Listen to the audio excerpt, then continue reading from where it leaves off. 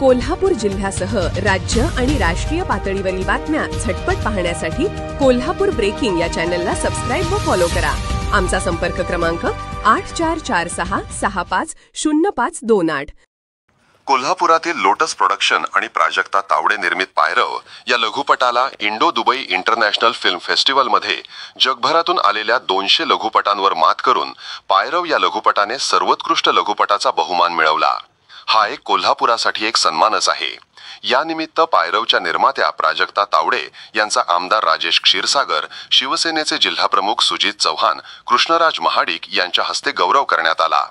या लघुपटामध्ये डोंगर वस्तीत असणाऱ्या गावातील रस्त्याच्या कामासाठी व मूलभूत सुविधांसाठी एका तरुणाची धडपड दाखवण्यात आली आहे. या लघुपटाचे लेखन आणि निर्मिती प्राजक्ता तावडे यांनी केली आहे, तर दिग्दर्शन मकरंद लिंगनूरकर यांनी केलं आहे. यामध्ये मुख्य भूमिका अमोल नाईक, राजश्री कोरे, निहाल रुकडीकर, रश्मिकांत चौगुले, अमित कांबळे, अक्षय वनकट्टी यांनी साकारली आहे. या लघुपटासाठी मिलिंद अष्टेकर, राज मोहिते यांचे सहकार्य लाभले.